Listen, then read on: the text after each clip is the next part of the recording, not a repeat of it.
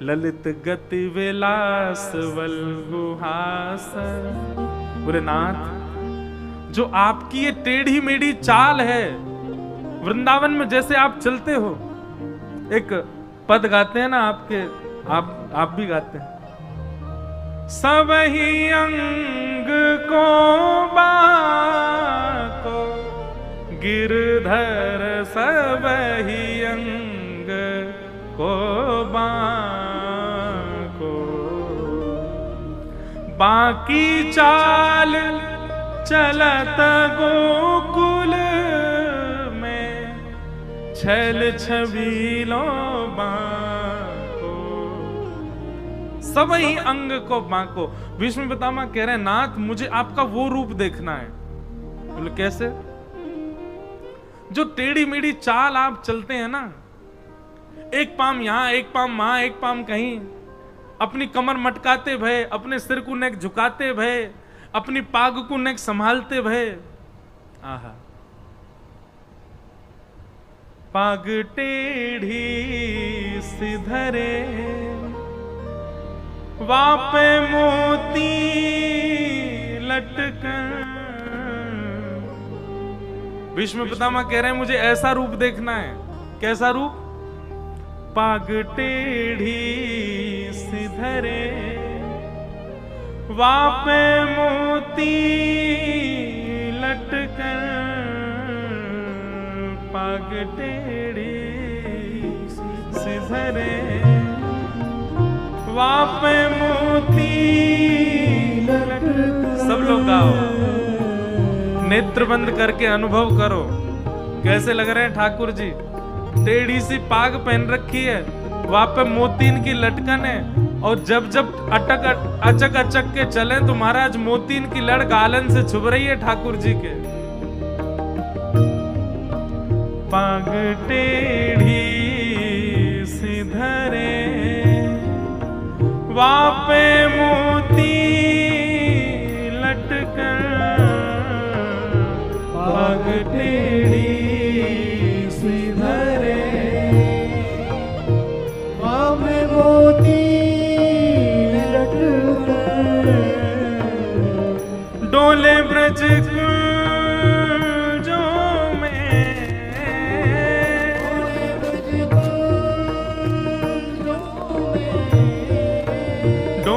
श्री वृंदावन में,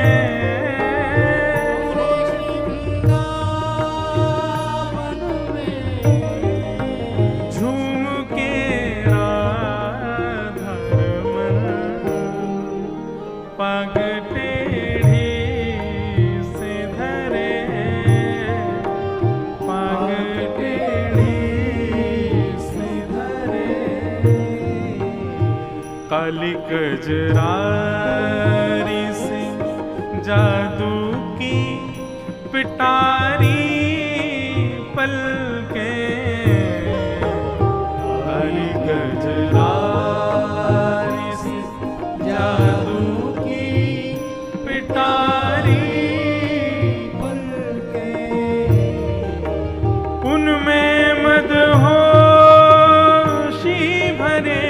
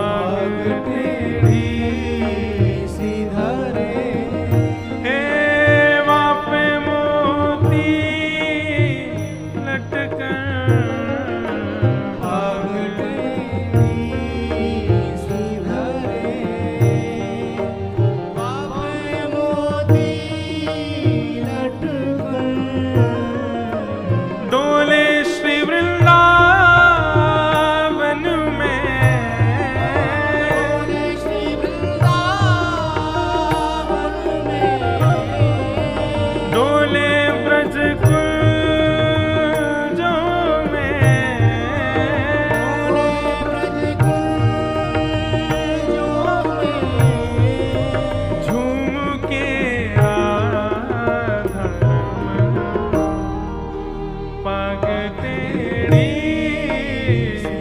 धरे,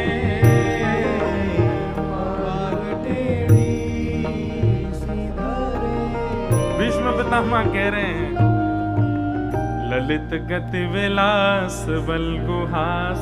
आपकी वो ललित गति वाली चाल, ये टेढ़ी मेढ़ी आपकी चाल, ये आप ऐसा सिर टेढ़ा सा करके, कमर टेढ़ी से करके, दोनों पांव ऐसे मोड़ करके जो आप वेणुनाद करते हैं नाथ, मुझे वो दर्शन करना है।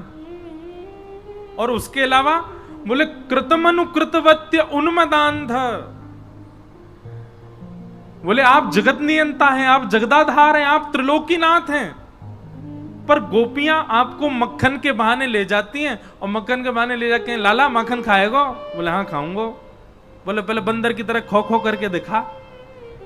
आप त्रिलोकीनाथ बंदर बन जाते हैं।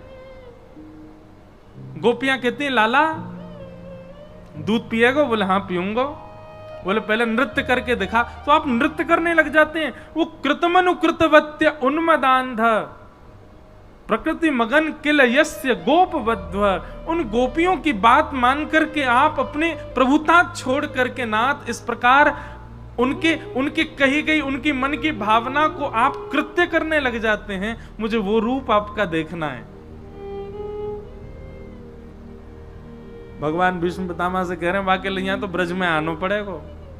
तो मानो अपनी स्तुति के विश्राम सत्र में श्री भीष्म पितामह ब्रज को याद कर रहे हैं, ताकि अगलो जन्म मेरो ब्रज में है जाए, मैं भी ऐसे दर्शन करूं ठाकुर जी के। बोलो वृंदावन बिहारी लाल की जय। अभी तो एक ही श्लोक सुनो, ऐसे भीष्म पितामह के 14-15 श्लोक हैं, अद्भुत स्तुति है। सबको प्रणाम मात्र करते हैं। आगे बंधुओं, वही बालक जिसकी भगवान ने गर्भ में जाकर के रक्षा की, उनका जन्म हुआ, नाम उनका परीक्षित रखा गया। ब्राह्मणों ने आकर के परीक्षित जी की जन्मपत्री बनाई और सारे उनके गुण बताए, लेकिन युधिष्ठिर जी के पूछने पर ब्राह्मणों ने यह भी बता दिया तक्षकात आत्मनो मृत्युम द्विज पुत्रोपसर्जित प्रपत्स्यत उपश्रुत्य मुक्त संग पदम हरे। तक्षक सर्प के डंसन से आपके इस बालक की मृत्यु होगी। इस बात को सुनकर के थोड़े घबरा गए। अर्जुन बहुत महीने बाद लौट करके द्वारिका से आए। अर्जुन ने आकर के बताया कि वंचितो हम महाराज हरिणाम बंधु रूपिण, भगवान अपनी लीला पूरी करके चले गए। यह खबर सुनते ही पांडवों ने परीक्षित, छोटे से परीक्षित को राज्य गद्दी पर बिठा दिया और स्वयं 5 पांडव स्वर्गारोहण को चले गए। तो फिर परीक्षित जी किसके आश्वासन में रहे? भागवत जी में स्पष्ट वर्णन है कि भैया ब्राह्मणों ने परीक्षित जी को पाल पोस करके राजपाट आदि सब दिखाया, सिखाया। द्विजवर्य शिक्षया स्पष्ट लिखा है।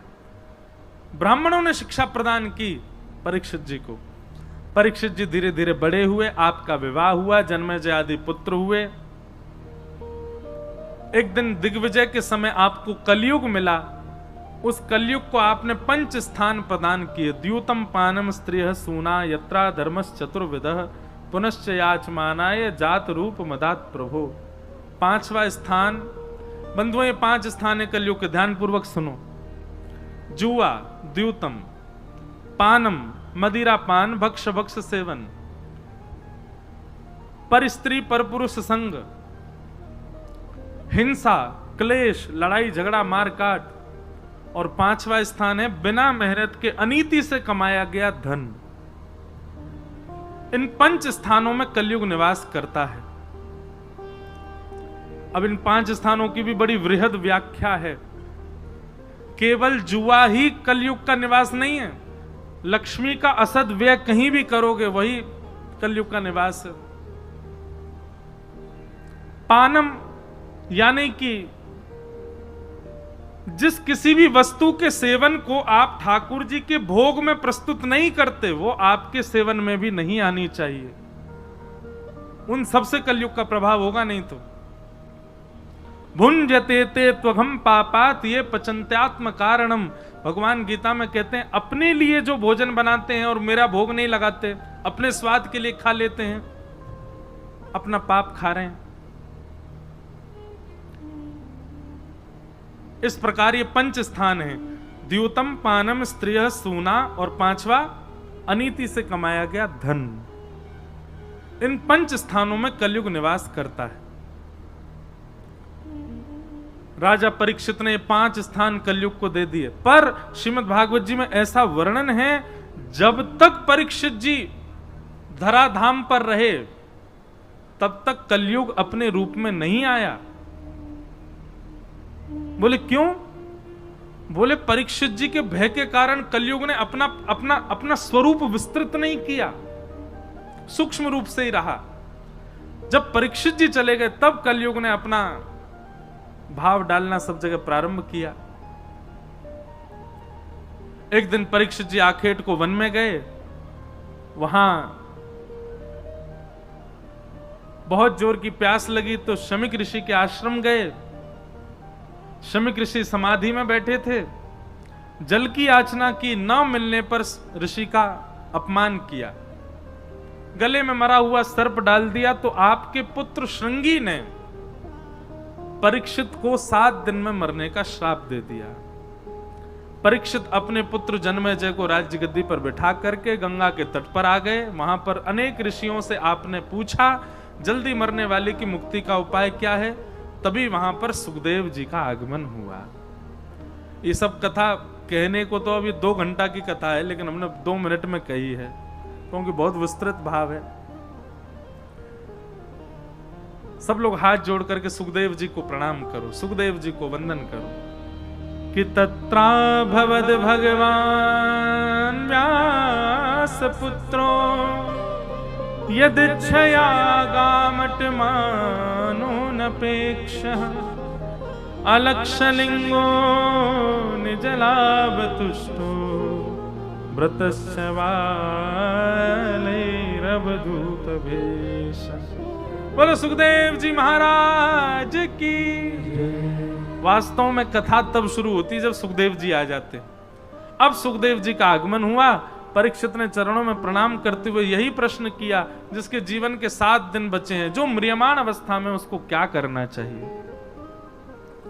सुखदेव जी बोले इसका उत्तर तो हम आपको कल बताएंगे 3 बजे से 3:30 बजे से, क्योंकि अभी विस्तार, ये सब भाव इतने सुंदर लगते हैं हमको कि इनको कहने में आए तो 1-8 घंटा हमको चाहिए ही चाहिए।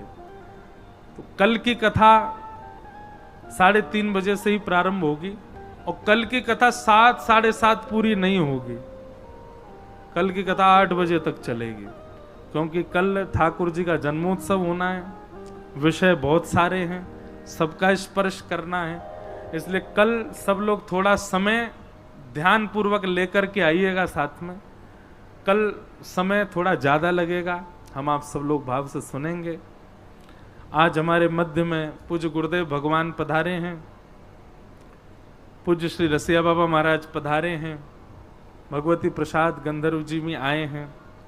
हमारा भाव है अभी हम वृंदावन रसामृत पद गाएंगे, पर उस पद को अगर हमने अभी गा दिया तो आप सब उठ के खड़े हो जाओगे, फिर जाने लगोगे। इसलिए पहले महापुरुषों के 2-2 मिनट की कुछ वचनामृत श्रवण कर लें, उसके बाद फिर वृंदावन रसामृत पद गाएंगे, और फिर भागवत जी की आरती करके आज के विषय को विश्राम देंगे।